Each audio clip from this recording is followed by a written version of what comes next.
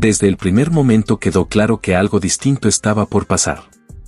Caitlin Clark, la máxima anotadora que ha visto el baloncesto universitario, entró al entrenamiento de United States Women's National Basketball Team y el ambiente cambió por completo.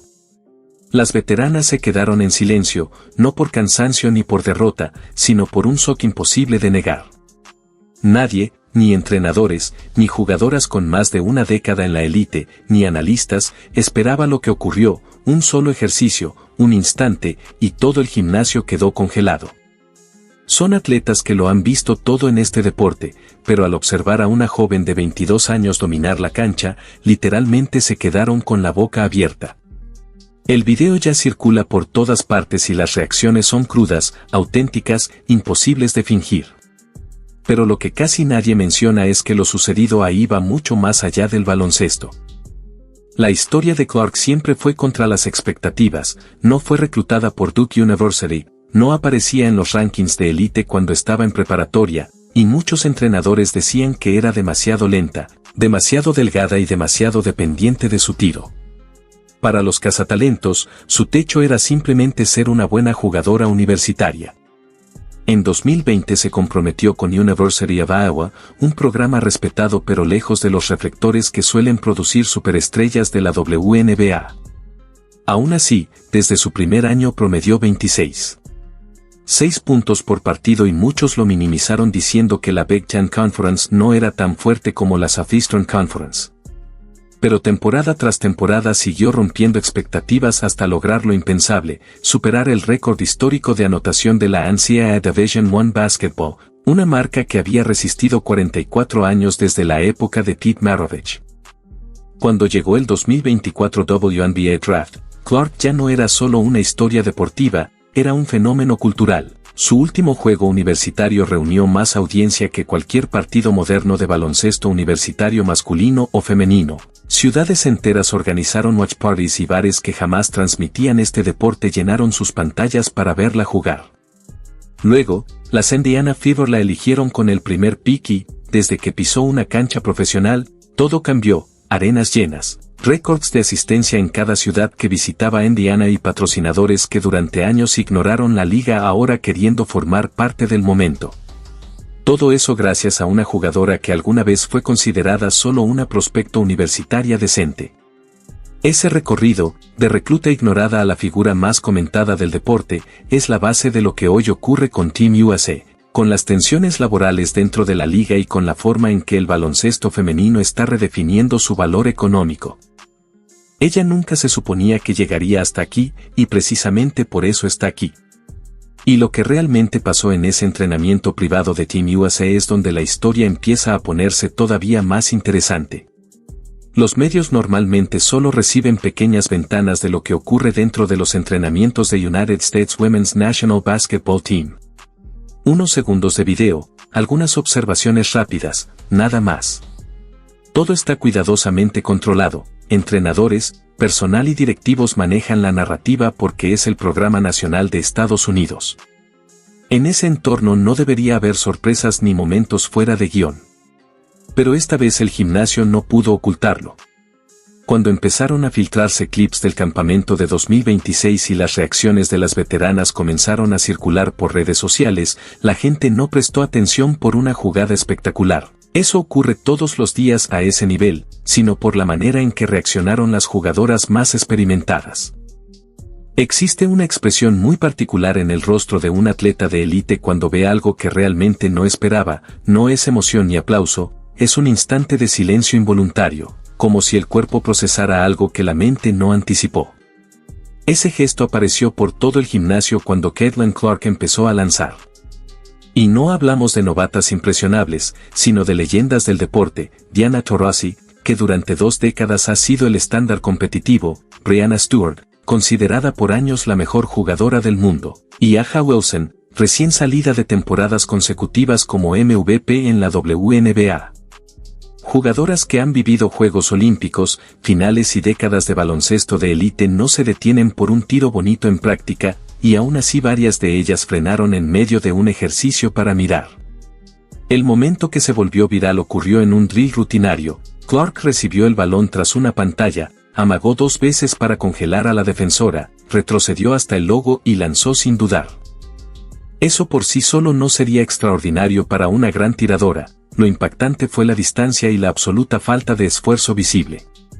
No hubo preparación dramática ni respiración profunda, simplemente se elevó y soltó el tiro como si la distancia no existiera. Luego lo repitió.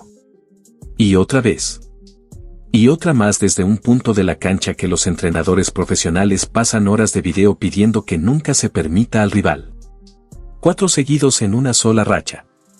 El gimnasio primero se llenó de ruido, y luego cayó en ese silencio especial que aparece cuando todos entienden que están presenciando algo que recordarán durante años. Una veterana con 3 apariciones en el All-Star simplemente se quedó con las manos en la cintura moviendo la cabeza, no con frustración, sino con una mezcla de incredulidad y respeto inevitable. Y lo más llamativo es que esta no era Clark en su punto máximo, era Clark después de su temporada de novata con las Indiana Fever, todavía adaptándose al ritmo profesional, todavía enfrentando atletas más grandes y fuertes que en la NCAA Division I Basketball. Si eso es lo que muestra antes de alcanzar su verdadero pico, la pregunta que muchas veteranas cegaramente se hacen es inquietante, ¿cómo se verá dentro de 2 años? Todo esto conecta con el número que ahora domina las conversaciones de la liga, el acuerdo mediático de $2.000 millones firmado por la WNBA. Durante años la liga sobrevivió con apoyo económico de la National Basketball Association, algo que incluso su comisionado Adam Silver ha reconocido públicamente. La asistencia era irregular, los ratings modestos y el crecimiento lento, hasta que llegó la temporada de novata de Clark. De pronto, partidos de las Fever atraían más espectadores que algunos juegos de playoffs de la NBA, estadios llenos en cada ciudad que visitaban y patrocinadores que nunca habían considerado el baloncesto femenino ahora queriendo participar. El impacto económico fue inmediato. Las veteranas vieron ese nuevo dinero y pidieron una mayor parte, algo que en principio suena lógico porque los jugadores deberían compartir los ingresos que genera su deporte. Sin embargo, cuando algunas de ellas intentaron demostrar que el mercado funcionaba igual sin una sola figura creando su propia liga alternativa, un experimento pensado para probar que el talento colectivo podía sostener la audiencia, los números de rating fueron extremadamente bajos. El mercado respondió con claridad, gran parte del interés actual gira alrededor de una jugadora. Y cada dueño, cada ejecutivo de televisión y cada patrocinador en esas negociaciones sabe exactamente quién es. Esa realidad cambia completamente el equilibrio de poder en las conversaciones laborales y explica por qué la amenaza de huelga que la Women's National Basketball Players Association planeaba activar el 10 de marzo de 2026, presentada públicamente como una lucha por salarios, condiciones y reparto de ingresos más justo, tiene capas mucho más complejas detrás de escena, especialmente cuando se observa quiénes eran las jugadoras más activas impulsando esa presión dentro de la liga. Mientras tanto, las Indiana Fever empezaban a recuperarse y el debate dentro de la WNBA se volvía cada vez más tenso.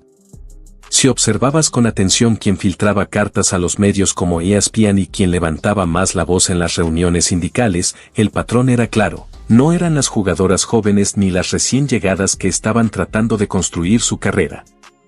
De hecho, reportes internos indicaban que muchas de las más jóvenes, junto con sus agentes, querían cerrar un acuerdo lo antes posible porque casi el 80% de la liga seguía sin contrato y esperando que la temporada comenzara para poder cobrar. Las que empujaban con más fuerza hacia una huelga eran las veteranas, especialmente aquellas cuyos mejores años salariales ya habían pasado o estaban a punto de terminar. Y justo en ese momento Caitlin Clark venía de su temporada de novata, un año en el que soportó contacto físico constante que muchas veces los árbitros dejaron pasar. Tuvo que adaptarse a una liga más dura que el baloncesto universitario y convivió con una cultura que no siempre fue especialmente cálida con ella. Aún así, terminó siendo la jugadora más vista del deporte. Su segunda temporada, con salud completa, adaptación total y una pretemporada profesional entera, prometía un salto aún mayor. Si la temporada 2026 se cancelaba por una huelga, no solo se detenía la liga, también se perdía un año clave del momento más grande de Clark y del impulso mediático que estaba arrastrando a todo el deporte. Para algunas veteranas, el dilema era evidente. Después de 15 años construyendo lentamente la liga, de pronto apareció una jugadora de 22 años que convirtió todo en un fenómeno global. Podían subirse a esa ola y elevar el deporte entero, o intentar controlarla. La huelga era, para muchos observadores, un intento de controlar esa ola. Pero las olas no negocian, simplemente se mueven hacia donde están las cámaras. Y ahí aparece la jugada que cambió el tablero. Cuando Clark llegó al campamento de la United States Women's National Basketball Team, en la superficie parecía lo normal, una gran jugadora en el equipo nacional. Pero el momento fue clave. Mientras la disputa laboral dominaba titulares y amenazaba con pintar a la liga como caótica e inestable frente a patrocinadores y cadenas que acababan de invertir miles de millones, Clark no dijo absolutamente nada en público. No atacó al sindicato, no criticó a las veteranas que habían sido hostiles durante su temporada de novata. Simplemente apareció en el campamento y jugó baloncesto al más alto nivel. Para ejecutivos de televisión, patrocinadores y dueños multimillonarios que observaban la situación, el mensaje fue contundente. La jugadora asociada al acuerdo mediático de 2.000 millones estaba brillando en un escenario internacional, fuera de cualquier conflicto laboral, frente a una audiencia global. Incluso cadenas como TNT Sports, que ya habían reducido otras inversiones en el baloncesto femenino tras malos resultados de audiencia, habían asegurado derechos internacionales para transmitir partidos del equipo estadounidense donde jugara Clark. Eso significaba que, incluso si la temporada de la WNBA se retrasaba o se cancelaba, el activo principal que la audiencia quería ver seguía disponible en otro escenario. Mientras el sindicato de jugadoras, la Women's National Basketball Players Association, creía tener la ventaja amenazando con detener la temporada, muchos propietarios ya habían hecho un cálculo silencioso. Una temporada sin Clark vale muy poco, pero una temporada con Clark puede valer miles de millones. Por eso, para quienes controlan el negocio, la prioridad no era simplemente negociar salarios, sino proteger el activo que realmente impulsaba el interés global. Y ese activo estaba en el campamento del Team USA, completamente aislado del conflicto, protagonizando jugadas virales que recorrían todas las redes del planeta. Al final, su presencia allí no fue solo un evento deportivo, fue una demostración silenciosa de poder mediático y alcance global, una señal clara de que su impacto puede llegar al público con o sin la liga que intenta negociar su futuro. Al final, el público siempre la encuentra. Las imágenes de ese entrenamiento lo dejaron clarísimo. Basta mirar los rostros de las veteranas cada vez que Caitlin Clark encestaba desde distancias absurdas, observar cómo cambiaba la energía dentro del gimnasio y notar la velocidad con la que esos clips comenzaron a circular por todas partes. Mientras tanto, casi nadie compartía comunicados de la Women's National Basketball Players Association sobre sus demandas laborales. En cambio, todos estaban publicando los videos de Clark entrenando con el United States Women's National Basketball Team. Esa diferencia resume perfectamente la realidad del negocio en este momento. Muchas veteranas llegaron al campamento pensando que seguirían siendo los nombres establecidos y los rostros del programa, pero entonces Clark entró a la cancha e hizo lo que siempre hace, simplemente jugó. El gimnasio quedó en silencio y los videos se esparcieron por internet mientras los dueños y ejecutivos observaban desde lejos entendiendo que, en cierto sentido, la negociación ya estaba decidida. La situación laboral nunca iba a terminar con una victoria clara para el grupo veterano porque los números no lo respaldaban. El mercado ya habló cuando la temporada de novata de Clark rompió récords históricos de audiencia en la WNBA y volvió a hablar cuando proyectos alternativos sin su presencia no lograron captar la misma atención. Cuando todo esto termine, ya sea con un acuerdo de último minuto, una temporada recortada o incluso una reestructuración financiera de la liga, algunas cosas seguirán siendo ciertas. Clark regresará al baloncesto profesional más fuerte, más experimentada y más peligrosa que en su año de novata. La audiencia que apareció para verla seguirá allí, probablemente aún mayor después de su exposición internacional. Las cadenas de televisión seguirán queriendo transmitir sus partidos y los patrocinadores seguirán queriendo asociar sus marcas con ella. Los propietarios que construyeron valoraciones millonarias alrededor de su presencia harán todo lo posible para mantenerla sana, feliz y jugando. Al mismo tiempo, varias veteranas que impulsaron el discurso de huelga enfrentarán una realidad incómoda cuando parte del público perciba que priorizaron su influencia decreciente por encima del crecimiento de un deporte que finalmente estaba entrando en el escenario principal. Las jugadoras jóvenes que esperaban firmar contratos y comenzar sus carreras también recordarán quién retrasó el inicio de la temporada. Y la liga misma saldrá transformada, porque el antiguo modelo, donde la National Basketball Association cubría pérdidas año tras año, ya quedó atrás. Ahora el baloncesto femenino se trata como un producto deportivo serio, y el mercado no respeta jerarquías de vestuario ni tradiciones internas, respeta ingresos, audiencia e impacto.